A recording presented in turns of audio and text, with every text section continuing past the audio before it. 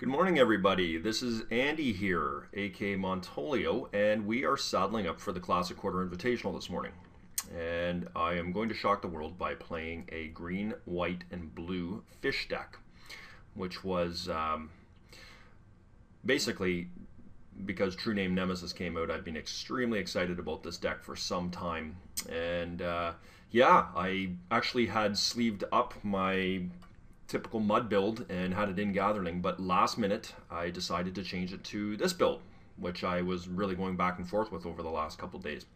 But regardless, we're going to see how this ends up going. I think this deck is quite good. It's done well in the metagame, or variants of it anyways, over the last couple qualifiers, and I've decided to take it for a try. I think it's got a pretty good, it's a fair deck, obviously, and it's got a good game against other fish decks.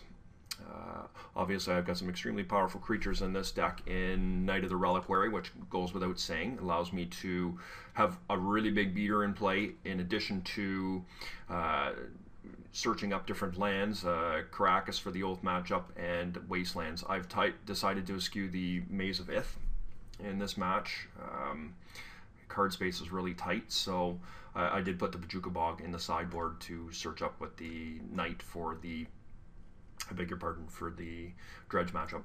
And of course I've got the True Name Nemesis, which is the main reason I'm wanting to play this. I picked a couple up last night, and I'm going to see how this guy goes. Of course, he naturally complements playing with Stoneforge Mystic, searching up the equipment, being able to saddle a Sword of Fire, an Ice, a Agite, as well as a Batterskull onto a True Name Nemesis amongst any of the other cards is fantastic. So that's definitely going to put a clock on anybody, and against other fish decks is going to lay a beating on them.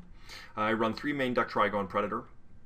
This is kind of a catch-all. A lot of people play artifacts, obviously looking at both affinity and stacks. This card is quite good if you can get it into play. And yeah, I'm going with the good old-fashioned beater in Tarmogoyf, which is not really being played much these days. I just think it's a great card. It's easy to cast and has always got some applicability to it. So yeah, we've got a reasonable, and of course we've got ramp, which is very important. One of the main reasons I'm playing this, and the Exalted Trigger is no small thing on any of our creatures. Removal, we're just running the 4 Swords to Plowshares, which I think is pretty good. And we're going to, we've kind of got a small counter sweep. We've got 3 Mental Missteps. I did actually have a Singleton Daze in here, but I took the Daze out for another misstep. The main reason being is in the Dredge matchup, getting hit with a Cabal Therapy or other Swords to Plowshares, it's such an easy card to cast at the expense of 2 life. So I've decided to go that route. A couple Pierces and 4 Force of Wills, and of course I've got some Card Search and Brainstorm. So that is the main deck, and of course the Jace the Mind Sculptor is just kind of a catch-all. And in sideboard, I think that one of the weakest matches for us in this deck is Dredge. And so we have definitely paid a lot of attention to Dredge with 4 Grafdigger's Cage, 4 Rest in Peace, and we also have a Bajuka Bog, which I mentioned previously. The stacks matchup, I think, on paper here in itself is quite good. The Trigon Predators, obviously, and the Wastelands and the small little creatures, ramp, very good. So, but we are paying attention to it. I know Stacks is obviously a very good deck, so we're bringing in a couple Katakis, Nature's Claims, and Energy Flux. And the other deck that we would have some difficulty with would also be Oath. We do have the main deck Caracas for Oath, which is very good against it.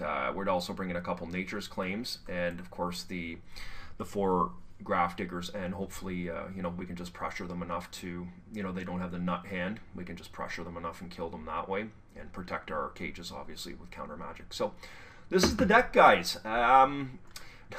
It feels wrong sleeving up something like this at the most important tournament of the year, but I believe in this deck. I think it's very good, and it should have a good go against the high majority of the metagames. So let's see what it does, guys. Good luck.